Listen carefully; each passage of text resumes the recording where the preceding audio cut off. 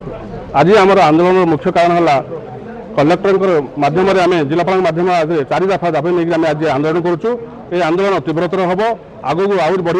आगामी 15 तारीख सुधा जब आम आंदोलन फुलफिल न कराए राजरास्तार आम 16 तारीख आम दाबी दिवस में राजरास्तार अहरात्र धारण कर दरकार पड़े अमर अनशन कर पछड़ू ना। गांधीमार्ग भुवनेश्वर ठारे आम आंदोलन आम से अहरात्र धारण कर दाबी है अनुदान वंचित होता 194 विद्यालय जोटा कि आज की 28 वर्ष होगा कौन अनुदान पाऊना। सरकार सब प्रकार सुविधा देते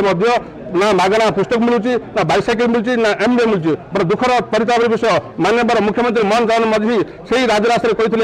मुझे आसबू सरकार को आसबू आम जो सरकार आसबू से सरकार समय आम 2 मास समय भितर आम 194 विद्यालय एवं पेंशन सहित 60 62 वर्ष 48 वर्ष पेंशन सब सुविधा देवाई निष्पत्ति नहीं। माननीय मुख्यमंत्री केते निष्ठुर से जन शिक्षक थे से शिक्षक मान शिक्षक मान समस्या बुझीपार ना। मेमोरांडम उद्देश्य है दीर्घ 30 वर्ष हम 194 विद्यालय को अनुदान दि जाऊना से आम कोरापुट जिलूर 3टी बालिका विद्यालय अच्छी जो विद्यालय की 100 पिला प्रति वर्ष मैट्रिक परीक्षा दौरान 100 को 100 उत्तीर्ण होती समस्त रिक्विसाइट क्वालिफाइड स्टाफ अच्छा सरकार नीति नियम अनुसार सब अच्छी किंतु सरकार टालटोल नीति जो आज को 30 वर्ष है यही विद्यालय शिक्षक शिक्षयित्री कर्मचारी माने बिना दरमारे खटुं। अनेक दिन है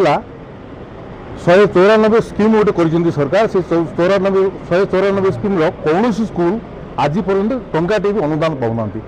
बहुत असुविधा भितर से कालातीपात कर शिक्षक शिक्षयित्री बर्तमान रिटायर होगा गले 1 टंका दरमा न पाई सरकार अनुदान पाइबा योग्य स्कूल भितर पाऊना कहीं पाऊना तार किसी आम खोज खबर पाई पाऊनु। पुआ मोर बीएससी पास कला किंतु ताकू मु अर्थ अभाव जॉइन